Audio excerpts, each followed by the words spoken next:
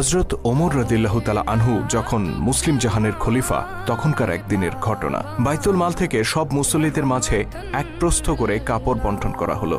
অন্য সবার মতো আমিরুল মুমিনিন হযরত ওমর রাদিয়াল্লাহু তাআলা আনহুও পেলেন এক প্রস্থ কাপড়। কিন্তু সমস্যা দেখা দিল যখন মুসল্লিরা এই কাপড় দিয়ে জামা প্রস্তুত করতে গেলেন। তারা দেখলেন একজন প্রাপ্তবয়স্ক মানুষের জন্য একটি জামা তৈরি করতে যতটুকু কাপড় লাগে সেই তুলনায় তারা কাপড় কম পেয়েছেন।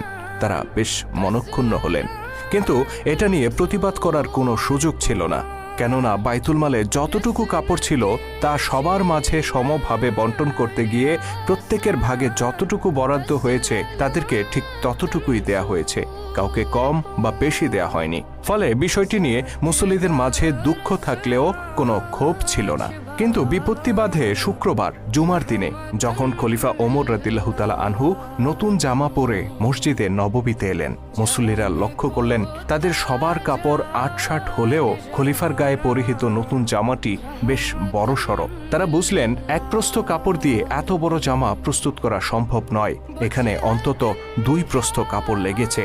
কেউ কেউ ধারণা করলেন হয়তো খলিফা নিজের প্রয়োজন মেটাতে বাইতুল মাল থেকে অতিরিক্ত কাপড় নিয়েছেন। বিষয়টি নিয়ে অনেকের মাঝে চাপা ক্ষোভ সৃষ্টি হলো। অতঃপর যথাসময়ে মিম্বরে দাঁড়ালেন আমিরুল মুমিনিন ওমর রাদিয়াল্লাহু তাআলা আনহু। উদ্দেশ্য ছিল মুসল্লিদের উদ্দেশ্যে ভাষণ প্রদান করা। মুসলিম খলিফারা তাদের খুতবায় মুসল্লিদেরকে সৎ কাজের আদেশ আর অন্যায় থেকে বিরত থাকার উপদেশ দিতেন। ওমর রাদিয়াল্লাহু তাআলা আনহুও তার ব্যতিক্রম ছিলেন না। তিনি বললেন, হে লোক সকল, তোমরা আমার কথা মনোযোগ দিয়ে শোনো, কিন্তু যে মানুষটি অন্যদেরকে ন্যায় অন্যায়ের শিক্ষা দেবেন তার নিজেকে আগে ন্যায়ের ধারক হতে হবে। নিজে ন্যায়পরায়ণ হলে তবেই তিনি অন্যদেরকে নসিহত করতে পারেন। খলিফার কথা শুনে